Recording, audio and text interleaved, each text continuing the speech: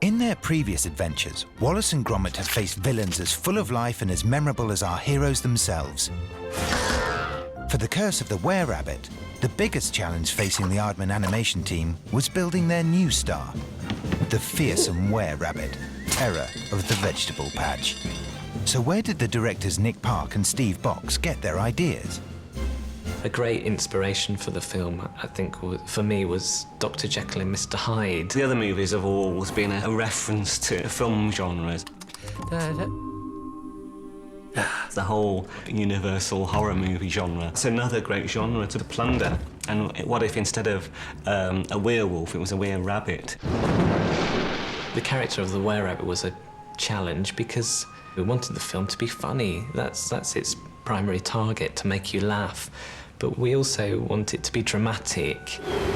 You know, we wanted a monster in the town. It had to scare the townsfolk, threaten their vegetables. What's to become of the vegetable show? We live for that competition. We're simple folk. Get off. But we also wanted it to be somehow friendly. Well, don't you worry. I'll protect you. So it's kind of like this huge, cuddly teddy bear. So once you've designed the first vegetarian movie monster, how do you bring it to life? We actually had to start from scratch in looking at how we wanted the puppet to move and what the outside form needed to be. So we started with just a very basic wire armature and asked the animators to start animating through with that. Just as we have bones that give us our shape, the were-rabbit needed its own special metal skeleton, known as an armature. Here's head animator Ian Whitlock to explain. Straight away I went in to build wire armatures so that we could work out the lengths of all the joints and everything, all the bones and things like that. Meet the man behind the monster, model maker Andrew Bloxham. In some ways it's quite similar to a lot of the figure armatures which we've made before, but there are a few differences. Obviously, the proportions of the armature to make it more rabbit-like. Also, because it's extremely active in this film, we've got quite a lot of rigging points here, which are these big brass sections. A lot of the kind of character of the were-rabbit is through the position of its shoulders, you know, from, you know, quite a sort of beast-like thing to a bit of, oh. So the armature can cope with a very wide range of movement of the shoulder. Great big hairy thing! Stop! So once you've built the skeleton, what's the next step?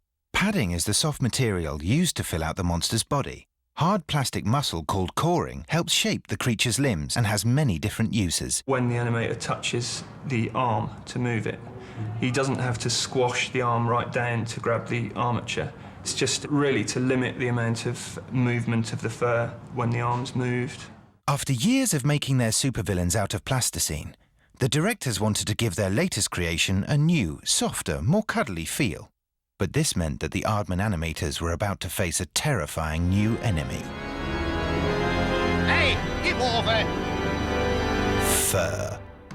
You haven't got the plasticine, so that's great because there's not so much sculpting, but because of the restrictions of touching it, it's quite hard to lever it around to get it into position, especially when you're dealing with its face. Fur gives away that it's been touched a lot more. Where your fingers have touched the puppet, you've moved the fur. So how did they finally solve the problem of moving the were-rabbit without moving the fur? We've kind of come up with this system here, where you plug these handles into the back of the rabbit, and then you can actually manoeuvre the body around without touching the fur.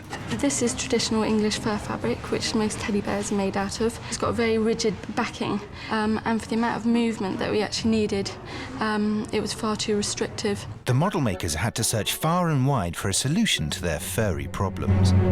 We found a company in the States that supplies to the film industry that supplied us with a four-way stretch fur fabric, which is on an elasticated backing, and so that helps give us the movement that we require.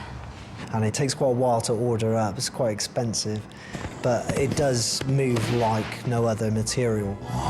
The design team had hoped to build just one body for the were-rabbit, but they soon realized that all the action involving the bounding beast meant that they would need to build more than one. We realized that we actually had to make a separate puppet for the running were-rabbit. Run, Rabbit, run! We needed to identify the shapes and the movement that we were needing to build to. From this one, we realised it had to crunch right up and compress completely up, and then stretch right out, and then also have a mid-position. We had to understand how it moved and build it from there. Just as the were-rabbit needed different bodies to do different jobs, the animators also had to make a range of different heads, known as replacements. There's probably about 4 or 5 different types of head. Was the smile head, where that had more wire in its mouth. And there's other versions, there's the half howl head, which is used for him when he goes into his howl transition. And then there's the howl head itself, which is like a tube on its mouth, and you put an Allen key in and wind his mouth out. So there are basically, yeah, quite a few that were built just for different jobs. The were-rabbit is a strange and sensitive beast. So to help show all its different emotions, the team also had to build a brand new type of head with a very expressive, fully posable face. And it's very different to the way which we've built heads here at Aardman's before. The way we've done it here is by having the jaw controlled on a drive, which raises and closes the jaw. And also we've got small sort of worm gears in the top here, which make the cheeks move up and down. There's a moving nose part here for when he has to sniff.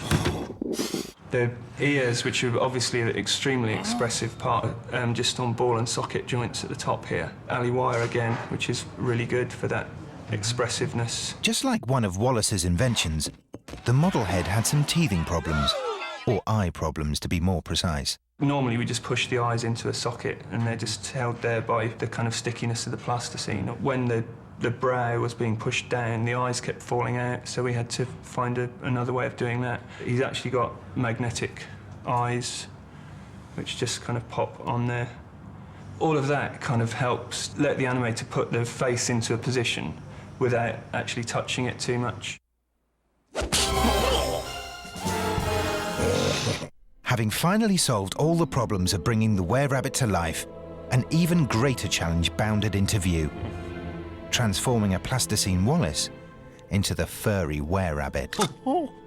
What the dickens? The worst thing was the leg transformation, which probably took about a year from start to finish to build and to finally get animated. A complex mix of fur, plasticine, specially built models, and a lot of very hard work had to come together to create only a few seconds of film.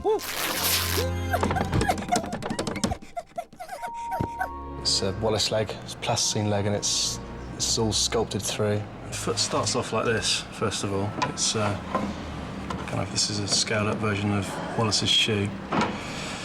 As he's kind of transforming, the foot starts stretching. And then the fur foot was added afterwards, and fur was kind of pushed into the hole to give the impression of seam splitting on the trouser legs. Wallace-grown rabbit teeth. This is just done with a couple of replacements, and we've added sort of mouth shapes, and just wanted to make it a little bit more comical. This is done with were-rabbit fur with a former behind it on 2 winders, which were pushing through the fur. The shirt fabric was stretched over the top of it, and down the seam of the shirts were some wire, and it's basically animated out as the buttons pop and the tension. We needed the rabbit to rip the shirt off. We needed to kind of get nice shapes out of the shirt as it's ripping off. All of these tests were to help Nick visualise how the transformation would take place. And the end result is what you see in the movie.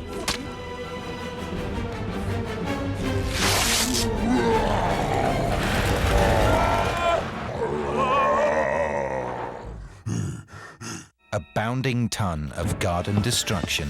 As soon as I heard about it, I thought that's what I want to animate, really. I didn't realise quite how much work it was going to be, but hopefully it's all been worth it in the end. And I'm sure you'll agree, it's a howling success.